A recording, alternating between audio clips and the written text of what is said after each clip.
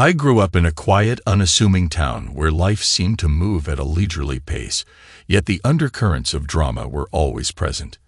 My parents were traditionalists. Dad, a disciplined, no-nonsense man who worked in local law enforcement, and Mom, the warm-hearted anchor of our family who often volunteered at the community center. From a young age, I learned the value of structure and integrity, qualities that, ironically, would be tested repeatedly in my adult life. My first real taste of betrayal came at 12 when my closest friend Mark lied about breaking Dad's prized fishing rod. I discovered the truth by accident and confronted him. Though it seemed trivial, it planted the seeds of mistrust that would shape how I viewed relationships. Mark and I drifted apart, and by high school, our connection was nothing more than a distant memory.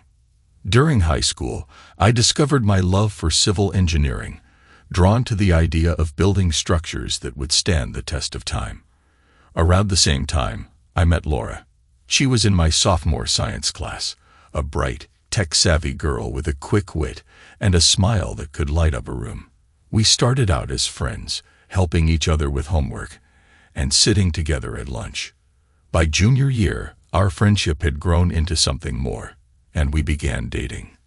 Laura quickly became a central part of my life, not just my girlfriend, but my confidant and partner in everything. From late-night study sessions to weekend adventures, we were inseparable. By senior year, I believed we had something truly special, a relationship strong enough to withstand any challenge life might bring. As the years went by, subtle shifts began to emerge at home. Laura, who had always been the embodiment of focus and determination, started to seem more distant. Years together became less frequent, often postponed or canceled with vague excuses about work commitments. Her once lively and engaging demeanor grew quieter, and there was a certain detachment in her gaze that I couldn't quite understand. I tried to attribute it to the pressures of her demanding job. She was excelling in her career after all. But a quiet, persistent unease began to take root deep within me. It wasn't until weeks later that these suspicions began to harden into something undeniable. There were whispers, little signs I'd been too distracted to see clearly, and then, on a day that started like any other, a chain of events began to unfold that would shatter the illusion of stability I'd clung to for so long. It brought me to that moment, standing by my car, waiting to confront truths I could no longer ignore. Perched on the front of a car parked near license plate 128, I waited quietly. The sound of a door creaking open caught my attention, and soon they emerged. Her movements deliberate. Her gaze briefly landed on me before darting away, her face drained of all color, as if caught in an unthinkable act. Sliding off the hood, I noticed him lifting his hands in an almost defensive gesture. My voice was calm but firm as I said, "Don't worry, neither of you is worth the trouble." Without another word, I walked toward my car, got in, and drove away, leaving them to their unease. The path to that moment was a long one. Jim and I met when his family moved in next door. We were both 8, the only boys in a neighborhood full of girls our age. Naturally, we became inseparable like brothers. By the time 4th grade ended, we had each other's backs and everything. Little leagues, soccer, and every misadventure in between. Through high school, our bond never wavered. If you messed with Jim, you dealt with me, and vice versa. By senior year, we were still going strong. Jim was dating Annabelle Spears, and the 4 of us often went on double dates. On prom night, Laura and I took the next step in our relationship in one room, while Jim and Annabelle did the same in another. After graduation, life took us in different directions. Jim chose the Navy over college. Annabelle was furious, calling him every name in the book, but still promised to wait for him once he settled at a duty station. Meanwhile, Laura and I went to college, me at Eastern Michigan University for civil engineering, and her at the University of Michigan for it. The two campuses were only a half-hour apart, so we kept our relationship alive, though not without complications. There were cracks, subtle at first. Laura canceled plans a few times, claiming she had too much studying to do. Friends at her school told me otherwise, that she was going out with other guys. One night, I saw it for myself. I arrived unannounced and watched her climb into a car with some guy. I followed them to a restaurant on Ann Arbor Road, waited 10 minutes, and then went inside. I spotted them tucked away in a corner booth, sitting close. His arm was around her, and she didn't seem to mind. I took a seat at a distant booth where I could observe without being noticed. Laura's reaction was immediate once she heard my voice as I ordered. Her eyes widened, and she quickly pushed his arm away. The confusion on his face said it all. This wasn't their first outing. They were comfortable enough to be close in public, and she hadn't expected to get caught. I stayed calm, finished my meal, and left without confronting her. The next day, I skipped our Friday night date without explanation. I turned off my phone and enjoyed a quiet evening with a good book. On Saturday, I went to a party, met a gorgeous brunette named Robin, and got her number. Sunday afternoon, my doorbell rang. It was Laura. She marched past me as soon as I opened the door, demanding answers. "Where were you Friday night? Why didn't you answer your phone?" I leaned against the doorframe and said, "Which question do you want me to answer first?" Her brows furrowed. "What's that supposed to mean?" "You asked 3 questions," I replied calmly. "Pick one. Don't play games." "Rob." She snapped. "What's going on?" I sighed. "Fine. Friday night, I stayed in. Saturday, I went to a party, and as for the phone, I turned it off." Her expression darkened as she crossed her arms. "Why didn't you call me if you weren't coming?" "I figured you'd already made other plans with your boyfriend," I said, keeping my tone neutral. Her jaw dropped. "What are you talking about? You're my boyfriend." "Then who was the guy at the restaurant Thursday night?" I asked, folding my arms. "He's just a friend. Sitting close, his arm around you. That's just friendly." My voice sharpened. "If it was so innocent, why didn't you come over and say hi? Maybe introduce us?" She fired back. "Why didn't you come over if it bothered you so much?" "I wanted to see how you acted," I said flatly. "Because people keep telling me you're seeing other guys," I replied. I needed to see it for myself. Her frustration boiled over. "You don't know me, Rob. We never agreed to an exclusive relationship." I stared at her, stunned. "I thought we did. I gave you my class ring and Letterman jacket as a sign of commitment." She shook her head, exasperated. "That's high school stuff, Rob. It doesn't mean anything now." I nodded. "Fair enough. If it doesn't matter to you, it doesn't matter to me. I met someone at the party Saturday, and she gave me her number. Maybe I'll call her." Laura's face twisted in anger. "Fine, do what you want," she snapped before storming out. As I watched her leave, I realized she didn't apologize, make excuses, or even try to salvage our relationship. To her, the rules had changed. It hurt to let go of someone I'd been with for so long, but it was better to face the truth now than drag things out further. I had a ton of homework earlier in the week, so I didn't get around to calling Robin until Thursday. We chatted for a while and set up a date for Friday night.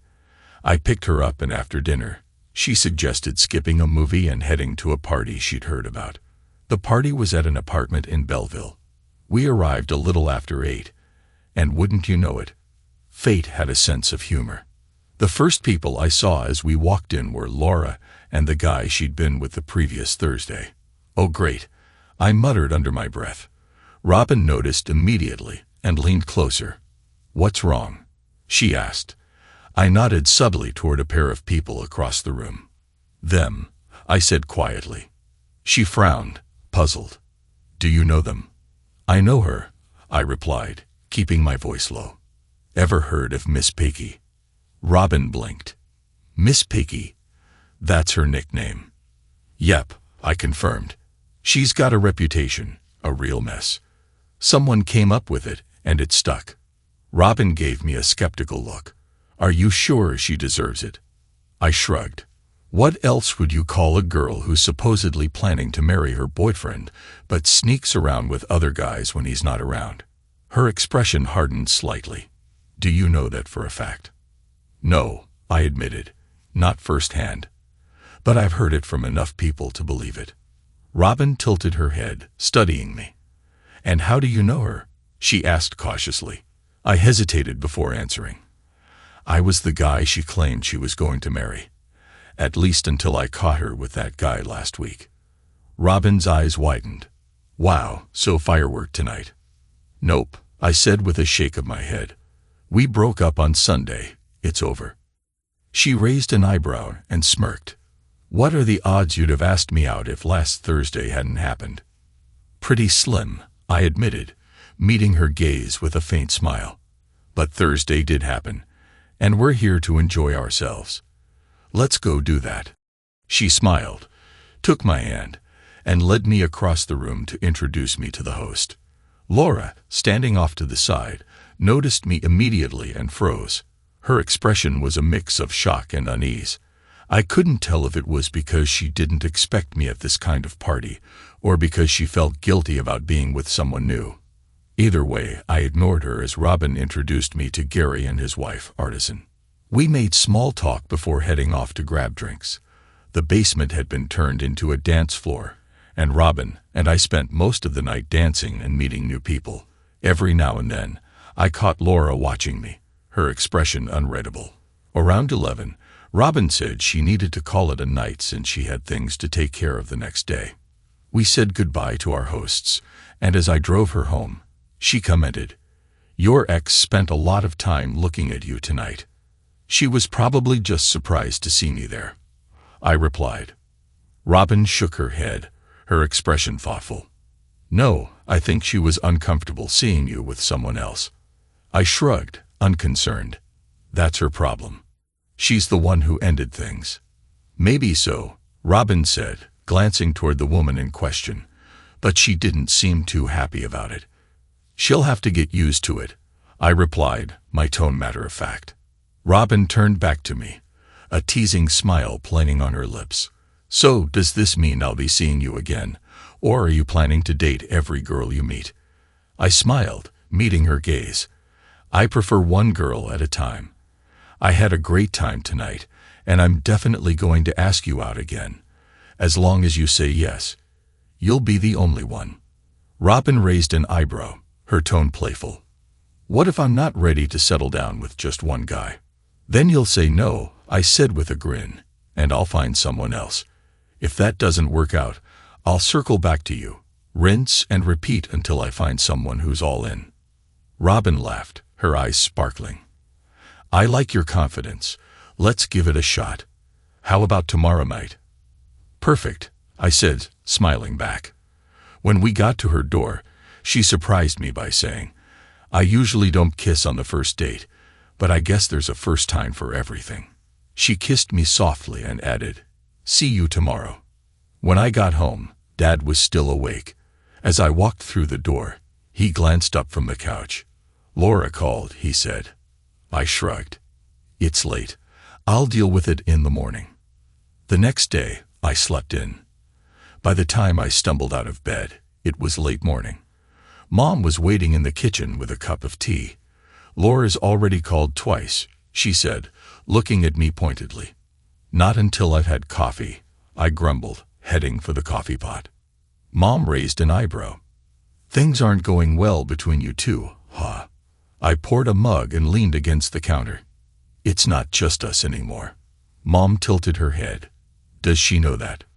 She should, I replied. She's the one who opened that door. Before Mom could say more, the phone rang again. She picked it up, listened for a moment, and then handed it to me. It's Laura, I sighed, taking the phone. What? I said, not bothering to hide my irritation. Why didn't you call? Laura demanded, her voice sharp. It was late when I got home, and I just woke up, I said evenly. That's not what I meant, she snapped. Why didn't you pick me up for our usual Friday date? I set my coffee down. We talked about this last Sunday, Laura. You said we weren't exclusive anymore, remember? So I decided to take your advice and see other people. That's not what I meant, Rob, she protested. You should have known that. Don't give me that, I shot back. I saw you with that guy last Thursday. I wasn't with him, Rob. I went to the party alone, and he just happened to be there, she insisted. Right, sure, my tone was cold. It doesn't matter anymore. I've been hearing all kinds of stories about you, like how you earned the nickname Miss Piggy. That's not true, Rob, she exclaimed, her voice shaking. Whatever you've heard, it's all lies. After what I saw at the restaurant, I said, cutting her off, sorry, I don't believe you, and I'm done. Give me back my ring and Letterman jacket. They're meaningless to you anyway. Goodbye. I hung up the phone feeling a strange sense of relief wash over me. Someone who had overheard the conversation gave me a small nod. She made her choice, she said softly. And so did you. Meanwhile, Robin and I started spending more time together. Around the same time, I was getting letters from Jim. He'd completed boot camp and was training for the Navy SEALs. He never mentioned Annabelle, so I didn't either. Not that he'd want to know. Annabelle had been with a string of guys since he left. Eventually, she disappeared completely. The next I heard, Jim had finished his training, was stationed in Norfolk, and planned to marry her. He wrote, "Wish you could be my best man. But we had to move fast to get on the base housing list." Poor guy, I thought. The moment he steps out the door, she'll have someone else in her life before the echo of it closing even fades. Thanks to a college fund set up by my grandparents when I was born, I wasn't hurting for money. It covered tuition and even let me rent an off-campus apartment.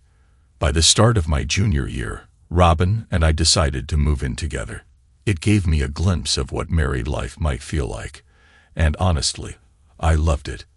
After 6 months of living together, I started thinking about taking the next step, making things permanent, although a part of me worried that what we had was too good to last. Robin gave no hint that she wasn't as committed as I was, at least not until I suggested she start looking for an engagement ring. That's when she dropped a bombshell. After graduation, I planned to move back to California and marry my childhood sweetheart, who was currently studying in England on a Rhodes Scholarship. We have an open relationship, she explained. We'd agreed it wasn't realistic for two young, healthy people to go years without being close with someone else. He knows about you, and I know about the English girl he's seeing. It shouldn't change things for us in the short term. But of course it did change things, at least for me, I replied. Overnight, what I thought was a romantic relationship turned into something more like a friendship. While I valued Robin as a person, I needed more than just fun and casual companionship. Over time, we started to drift apart. 4 months later, almost to the day, Robin confronted me. "You don't want to be here anymore, do you?" I'd admitted that I didn't feel comfortable staying and explained why. "I'm sorry, love," she said softly. "I almost wish I didn't love Alex so much. If it weren't for him, you'd be my first choice." "Thanks, I guess," I replied. "So what do we do now? Flip a coin to see who moves out?" She shook her head. "No need. I've been expecting this. My mom still hasn't rented out my old room. She says she's keeping it for me until I turn 40 or until she has grandkids, so I'm the one leaving." "Friends?" she asked. "Always." She hugged me, then whispered, "One last night together, please." A week later, I was back at home, trying to adjust to life without Robin. On Friday night, as I worked on an article for school, Mom called up the stairs. "Rob, someone's here to see you." I went down and found her chatting with Laura. "I'll leave you two alone," Mom said, disappearing into the kitchen. "Hi, Rob," Laura said tentatively. "Hi," I replied. "What brings you here?" Laura shifted awkwardly. "Robin called me. She said you're back on the market and suggested I should hurry if I wanted to be first in line." I frowned. "Why would you even want to be in line?" She sighed. "There wouldn't be a line if I hadn't been so stupid. Robin never would have existed in your life if I hadn't messed up. I just want to come back to where I belong." "Where you belong?" I asked, puzzled. She held up her hand. showing me my class ring still on her finger. "I never gave this back," she said. "There's a party at Alice Johnson's house tonight. Wanna take me?" At the party, Laura made a show of holding up the ring. "Just so everyone knows," she announced, "I've reclaimed what's mine." After the party, she was unusually quiet on the drive home, staring out the window.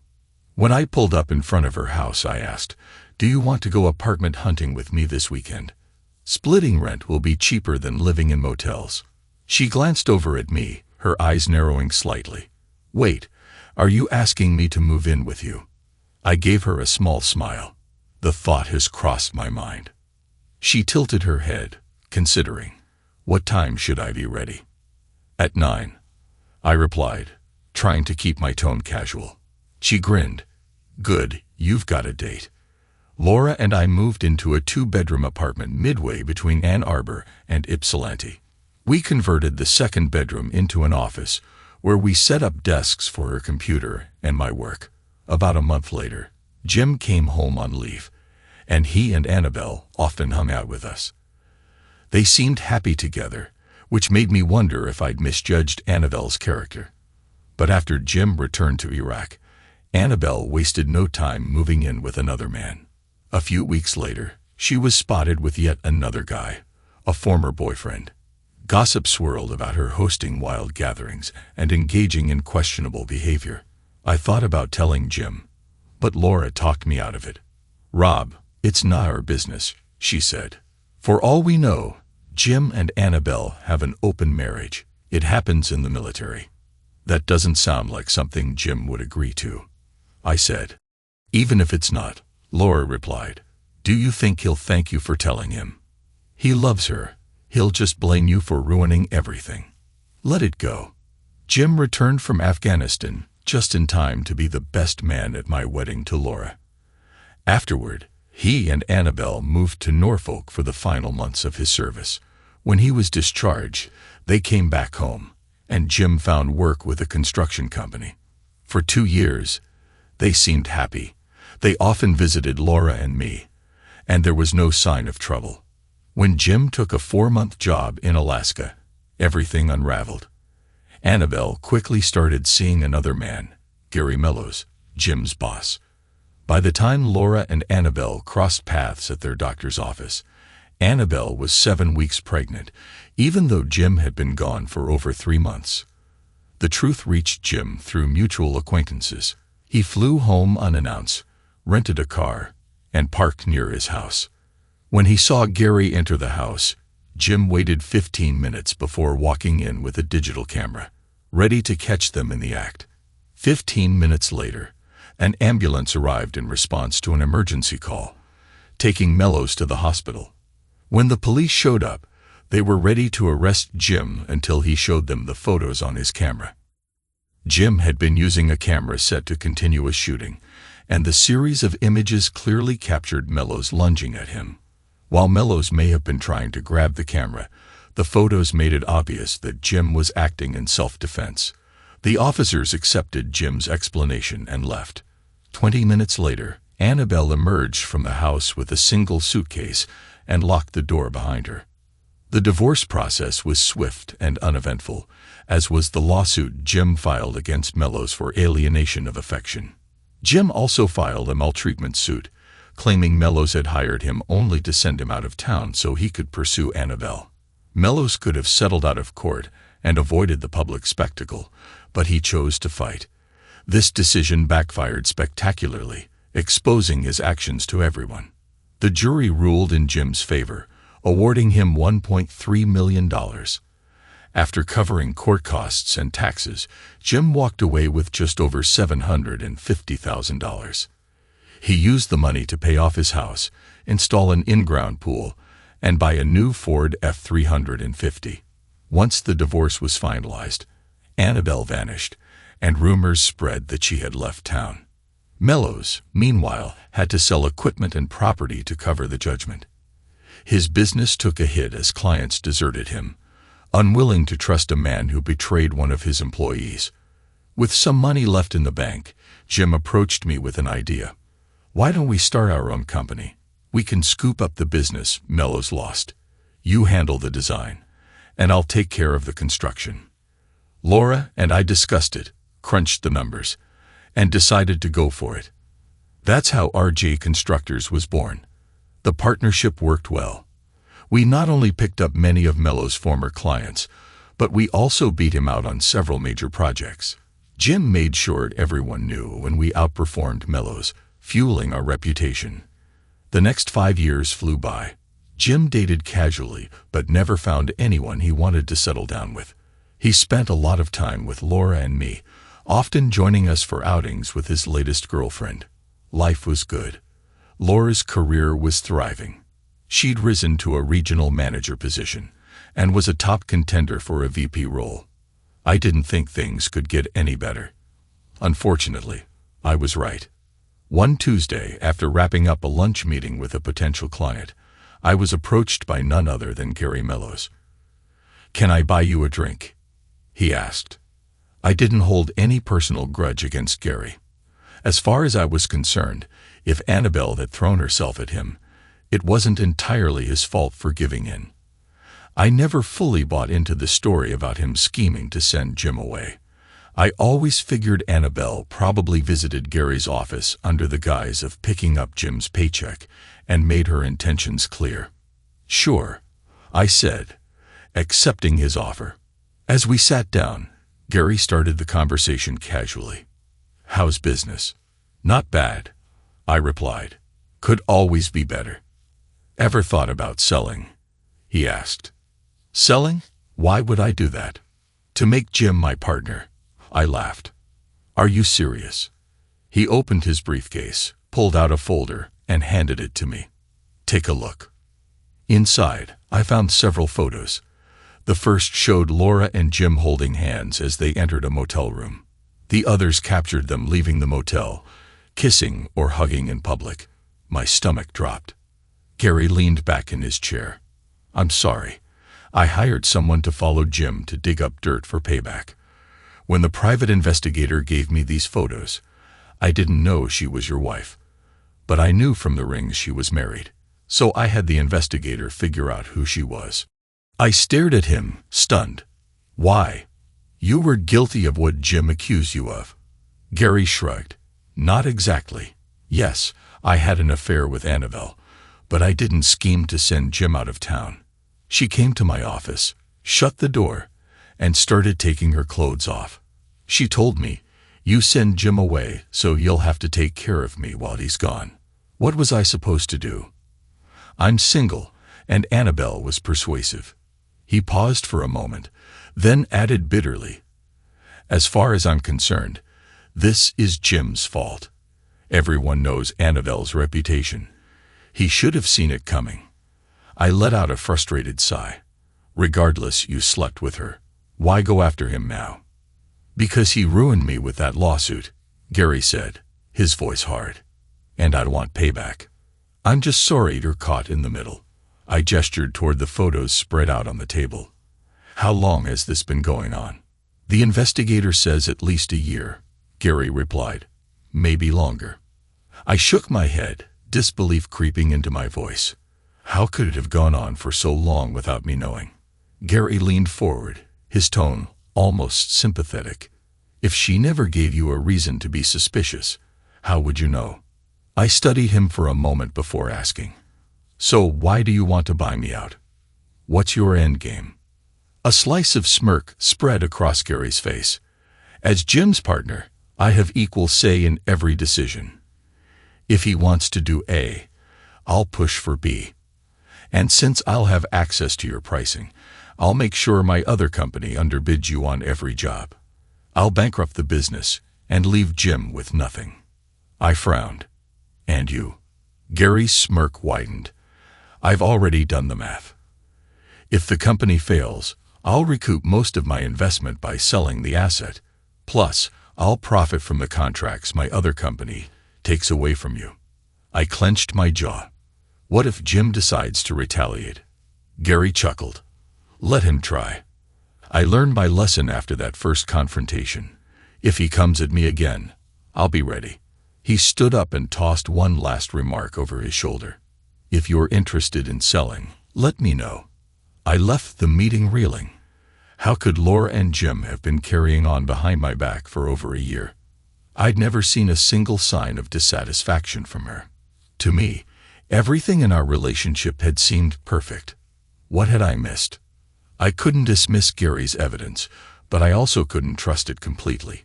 He had every reason to manipulate the situation for his own gain. Determined to know the truth, I contacted a friend at an insurance agency and got a referral for a private investigator. 13 days later, I had confirmation. On Wednesdays, when Jim was supposedly visiting job sites, he was actually meeting Laura at the Comfort Inn on Melrose. How she managed to slip away from work for these rendezvous was beyond me. My task now was deciding how to proceed. Deep down, I already knew what I wanted to do. It was just a matter of figuring out how to execute it. After a 2-hour meeting with my lawyer, I had a clear understanding of my options. We lived in a no-fault divorce state, which meant everything would be split equally. My biggest concern was ensuring that Laura didn't get a dime from the sale of my share of the business. To make that happen, I realized I'd have to bend the truth. Even so, she would still likely get some of the money.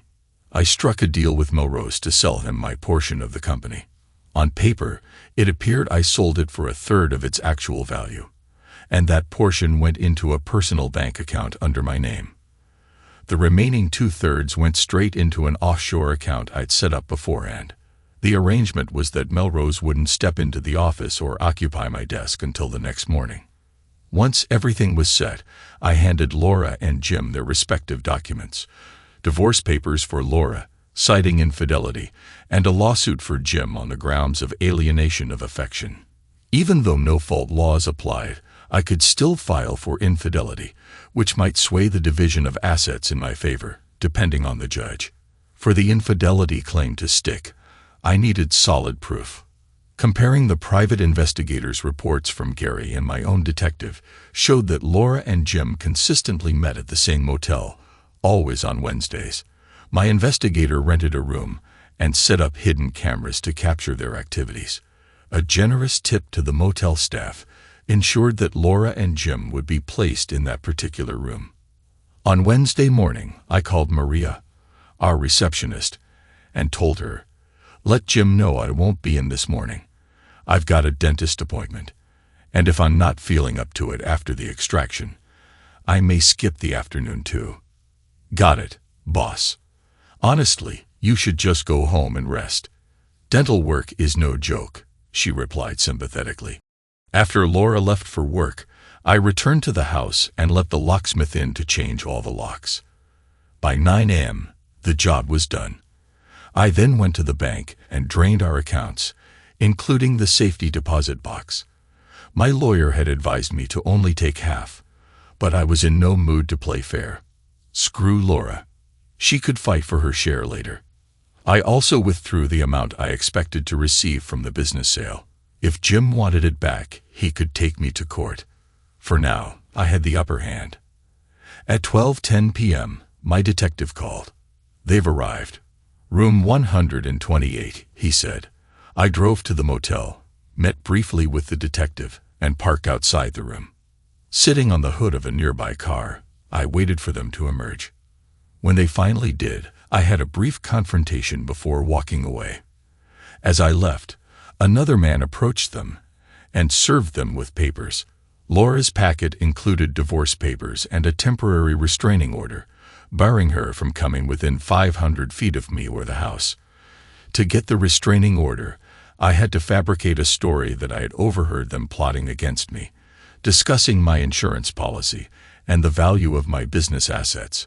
There was a pending hearing to determine whether the order would become permanent, but in the meantime, she couldn't enter the house without court approval, and I had no intention of giving her a key to the new locks.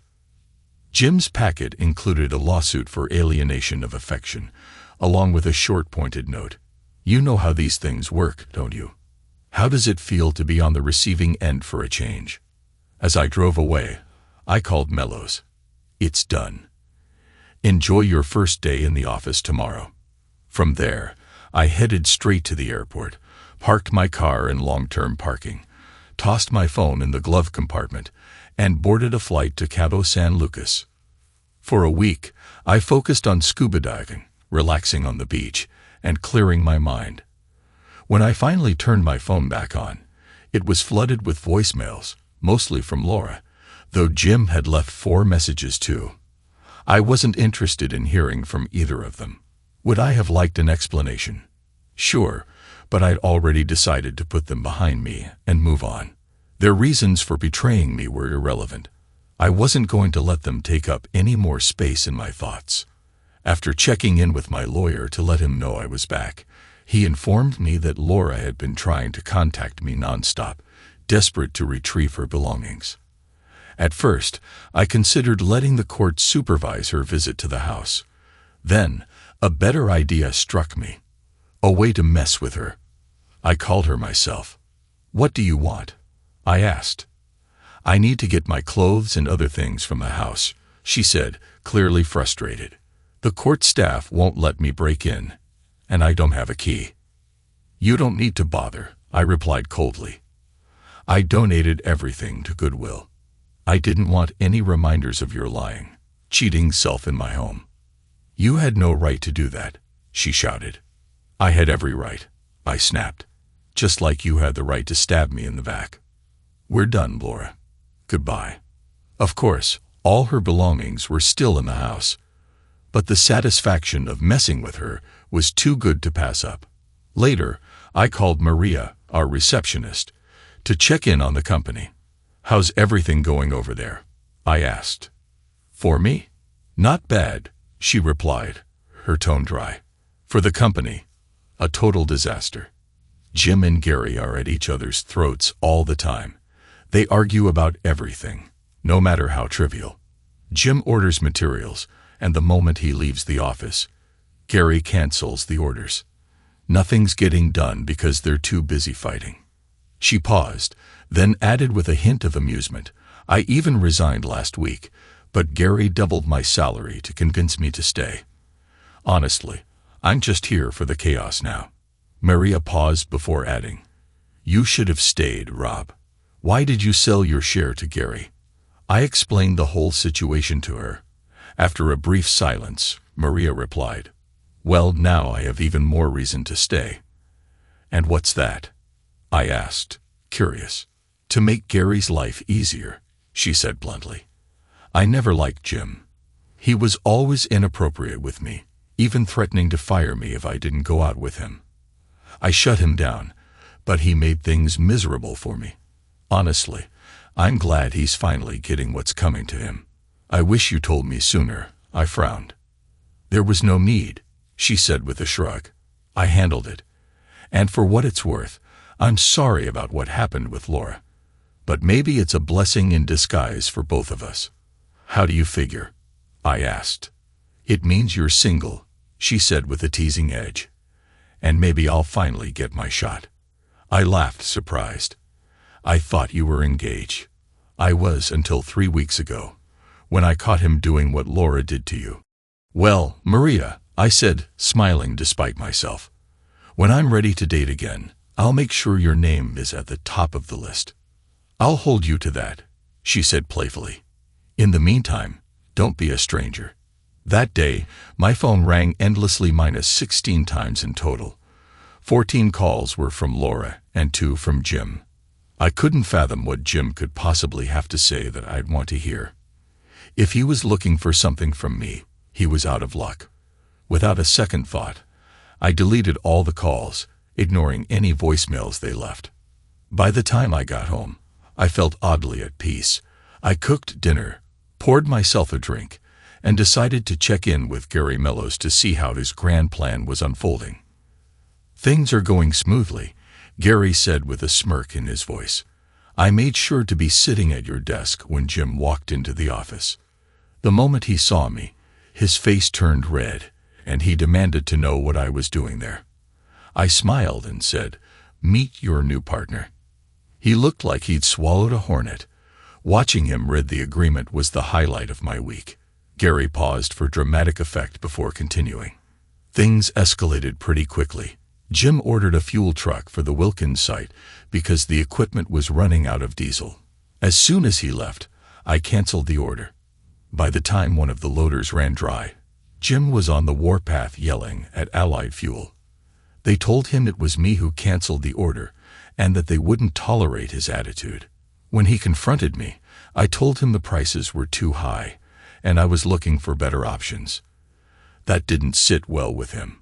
"I heard you two came to blows," I said, intrigued. Gary chuckled. "We did. I overestimated my chances in a fistfight with him. But I got a few kicks in. Let's just say he'll be sore for a while." "Well, keep at it. Looks like everything's going according to plan," I replied, ending the call. After hanging up, I headed to the room I'd turned into my office and sat down at the computer to update my resume. I was ready to start fresh and planned to begin my job search the next day. As I was working, the doorbell rang. Opening it, I found Jim standing there. "What the hell do you want?" I asked coldly.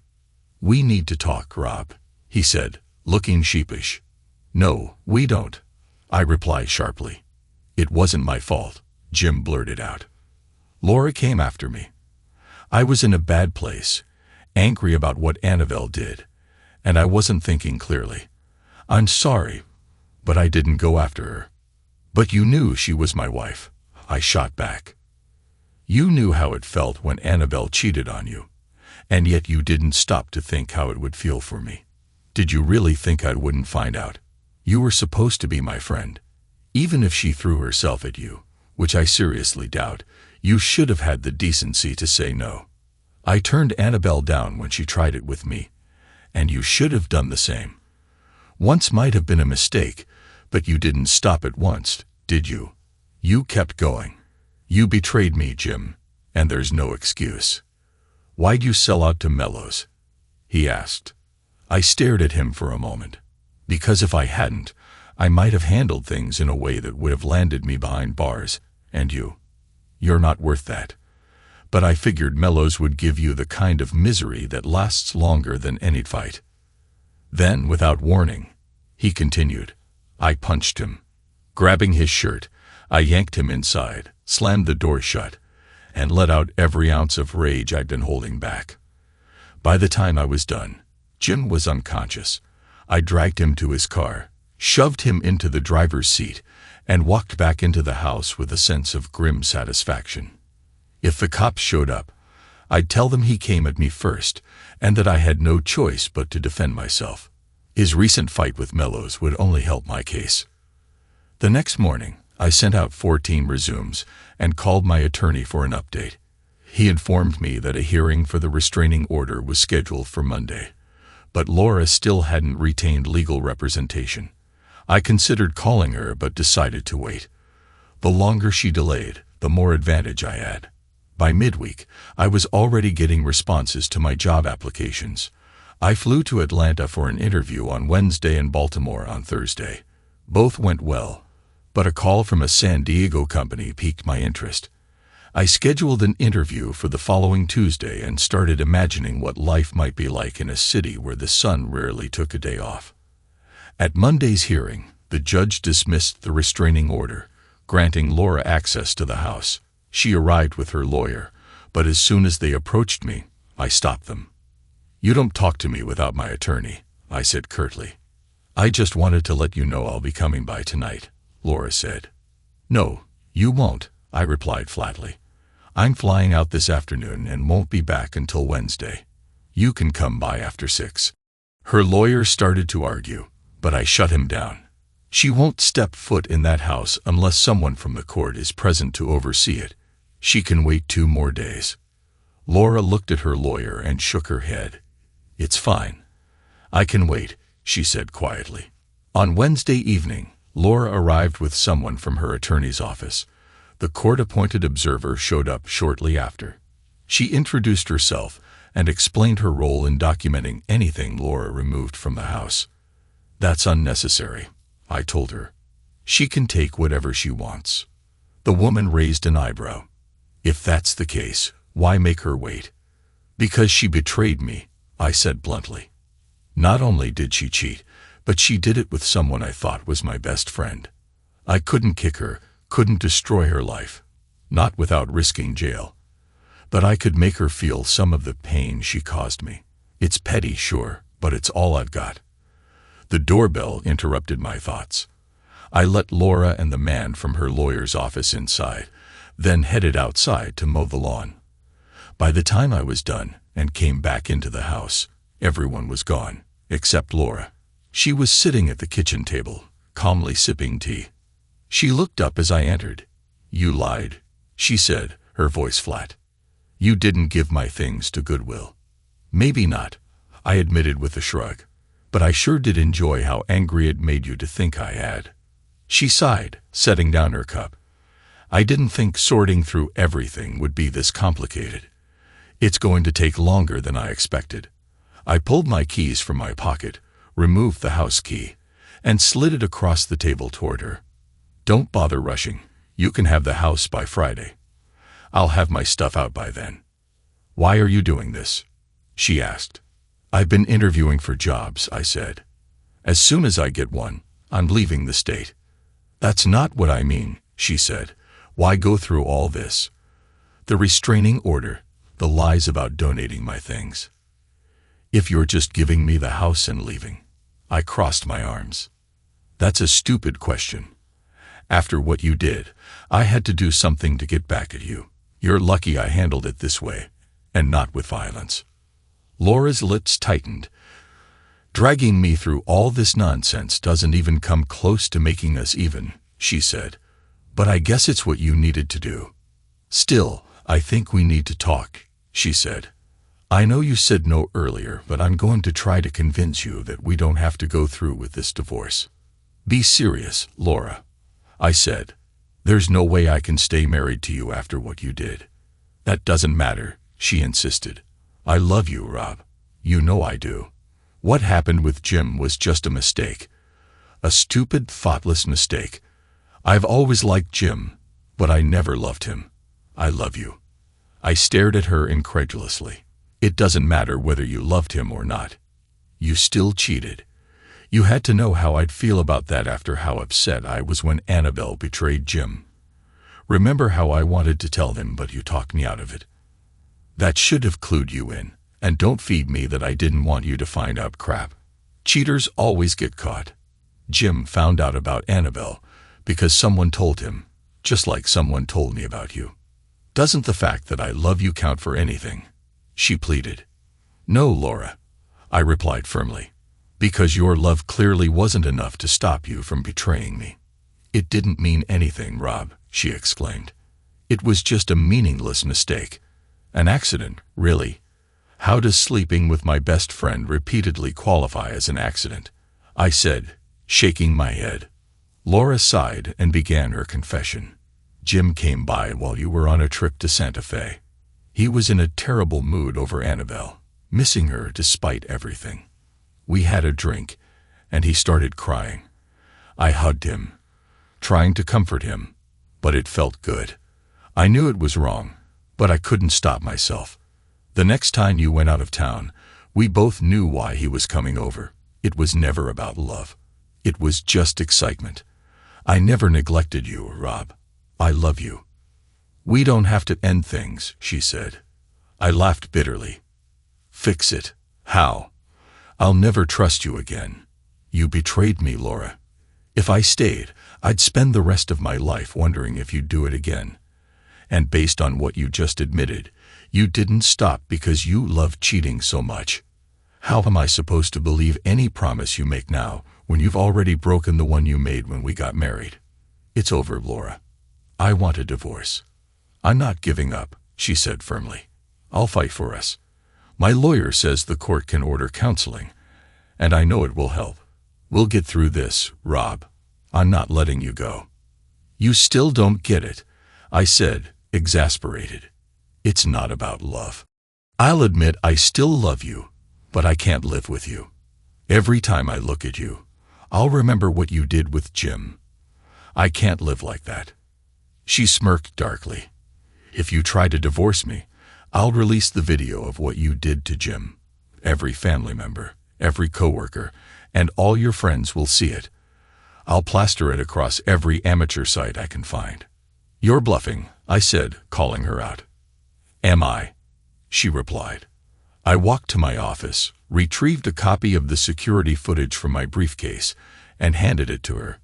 "Here," I said, "watch it, then decide if you really want to show this to anyone else."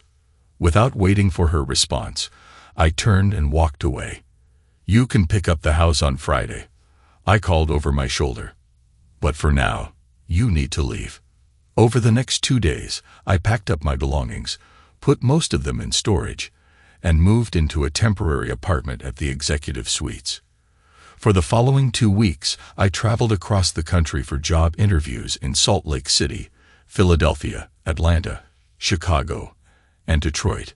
While I felt the interviews went well, I didn't hear back immediately from any of the companies. Sitting at my desk one evening, I reviewed my finances and realized I could survive for 6 years without working. I started researching cities with lower living costs, hoping to stretch my savings further, maybe 8, even 10 years. It was time for a fresh start, somewhere far from Laura and the mess she had created. Laura signed the divorce papers and sent them back to my attorney. For a moment, I almost wished she hadn't. A small part of me would have enjoyed scattering CDs of her and Jim's escapades all over the house for her to find. But a deal's a deal. According to our agreement, we were splitting everything 50-50, and each of us would handle our own legal fees.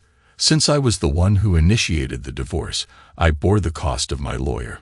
Laura got the house, which worked out fine since my share of the equity roughly matched what I still owed the bank. True, I had to give her half of what I made selling my stake in the company, but I planned ahead for that. The other 2/3 were safely hidden in an offshore account. Through the grapevine, I heard an amusing bit of gossip. After I left, Jim began mistreating Laura so aggressively that she had to file a restraining order against him. I didn't care what happened to either of them, but the irony made me laugh. For now, I decided to wait until the divorce was officially finalized before making any big decisions. Soon, companies began responding to the interviews I'd attended. One, based in San Diego, invited me back for a follow-up. I was starting to arrange travel when my phone buzzed. It was Gary Mellows. "How'd you like to own your old company again?" he asked. "Why on earth would I want it back?" I replied. "I sold it to you to get away from Jim." "Why would I willingly become his partner again?" he asked. "You wouldn't have to," Gary assured me. After our last blow-up, I told him that if he hated working with me so much, I'd either buy him out or sell his half to someone else. He didn't even hesitate, asked how much I'd offer. He sold it to me for half of what I paid you. I couldn't help but laugh. And why should I be interested? If you get even half of what you said you would to make Jim's life miserable, the company's probably worth peanuts now. "You might be surprised," he said. "Come by the office and we'll talk." Curiosity got the better of me, so I went. The moment I walked in, Maria jumped up from her desk, gave me a big hug, and then poked her head into Gary's office to let him know I was there. Gary didn't waste any time. "As you know, I only bought your half of the company to mess with Jim," he began. "I never really wanted him as a partner, but things have shifted. I'm focusing more on construction and less on engineering, and I've moved all the equipment and projects to my other company. That left me wondering what to do about the engineering side. I thought about starting fresh, but then I figured, why not just sell the company back to you?" "I don't think I can afford to buy it," I said. "I can't pay for both halves." "You don't have to," Gary said. "The company's value has dropped since I stripped it down. I'll sell it to you for what I paid Jim and throw in a 5-year contract for engineering services. Plus, the company still has contracts with about 15 other firms. You'd be walking into a ready-made client base." When he named the price, I realized it was less than what I had stashed in my offshore account. "There's one condition," Gary added. "I talked this over with Maria. If you agree to the deal, she's staying with you instead of transferring to my company." I nodded. I don't need time to think. I'm in. But I won't finalize anything until my divorce is settled, which will take another 3 weeks. That works for me, Gary said with a grin. As I left, Maria stopped me. Don't forget, 3 weeks from now, you promised I'd be first on your list. I raised an eyebrow. I didn't think you were serious about that. Her smile lit up the room. Oh, I'm very serious. As I drove away, my phone rang again. This time, it was my lawyer. He informed me that Jim had learned a hard lesson from his experience with Gary. Apparently, Jim had reached out with an offer to settle the lawsuit Gary filed against him. I told my lawyer to accept it. Back at my temporary apartment at the executive suites, I couldn't stop smiling. In 3 weeks, I'd be starting over. A new life with a new job, a new girlfriend, and money in the bank. I could have spent that time house hunting and shopping for furniture, but for now, I was just savoring the sweet turn of events.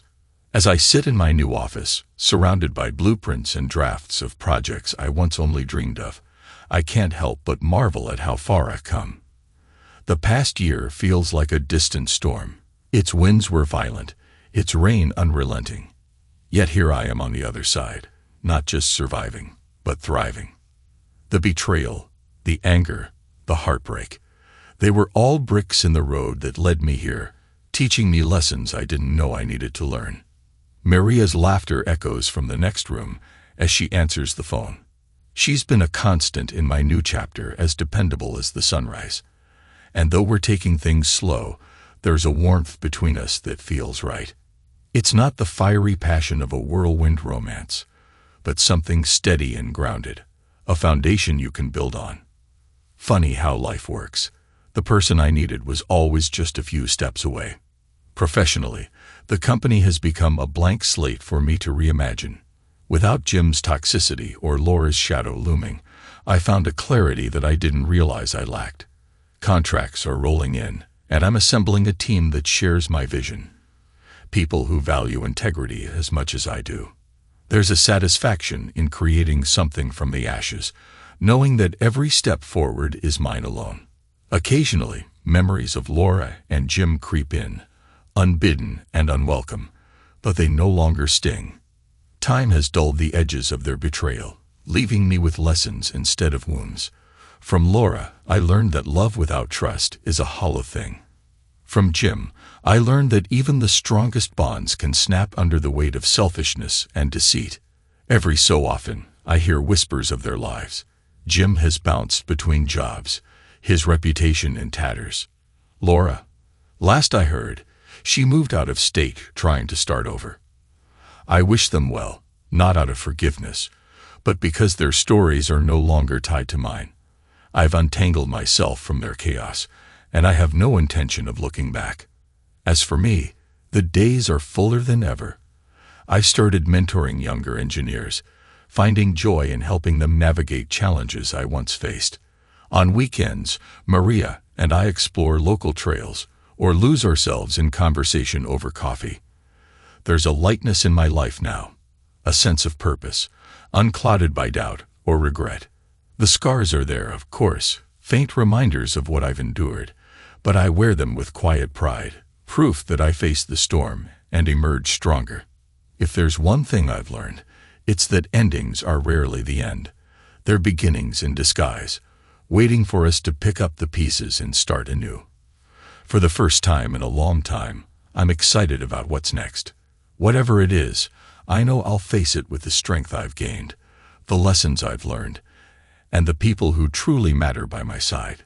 Life isn't about the storms we weather, it's about the skies we find afterward. And right now, my skies have never been clearer. Thanks to everyone who took the time to listen to today's stories. If you enjoyed it, please consider liking and subscribing if you haven't already. Feel free to share your thoughts on the events in the comments below. Take care.